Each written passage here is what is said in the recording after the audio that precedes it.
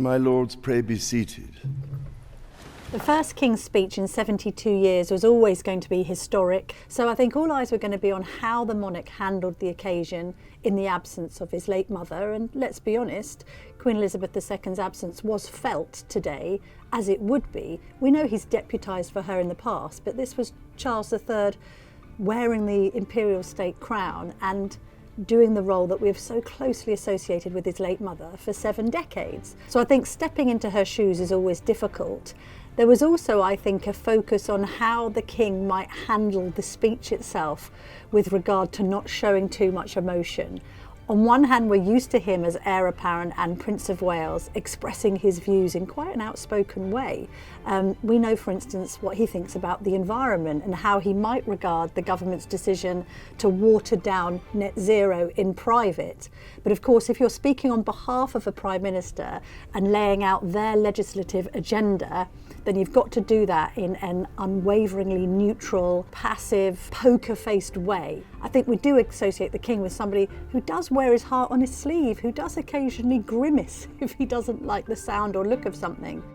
The British sense of humour is well renowned. It is not what we do, it is who we are. And our ability to laugh at ourselves is one of our great national characteristics. Just as well you may say so, given some of the vicissitudes I've faced with frustratingly failing fountain pens this year. But in this case, as he sat on the throne in the House of Lords, he had to be completely deadpan in his delivery. And I think he succeeded in doing that. I looked at him in the Imperial State Crown and thought, actually, many months on from his accession and the coronation, he looks a bit more comfortable in the role now. There was a degree to which he was quite patriarchal when we've been used for 7 decades to a matriarch. It is mindful of a legacy of service and devotion to this country set by my beloved mother, the late Queen, that I deliver this, the first King's speech, in over 70 years. And there was a fatherliness to his approach in that, he was basically trying to be resolute and not have any favourites and not give anything away when it came to listing these 21 bills that he may privately agree or disagree with. This bill will support the future licensing of new oil and gas fields, helping the country to transition to net zero by 2050 without adding undue burdens on households.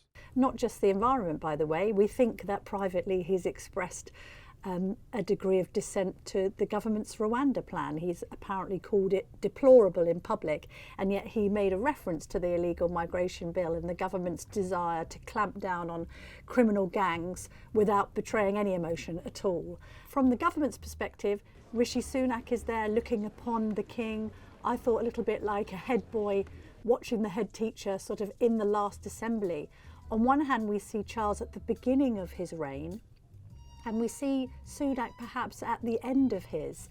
And the king had to keep on making these repeated references to long-term decisions that will affect the next generation. My government will, in all respects, seek to make long-term decisions in the interests of future generations. Many watching the scenes inside the Houses of Parliament might have been scratching their heads, thinking to themselves, well, has the government seen the latest polling?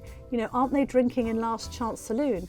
This was really, I think, Rishi Sunak's last chance, apart from the autumn statement when it comes to the Chancellor revealing the next budget, but it was his last chance to assert himself and to say, look, if you stick with us in 2024, we can make things different. We know he wanted to do that because in his conference speech in October, he spoke about being the change candidate.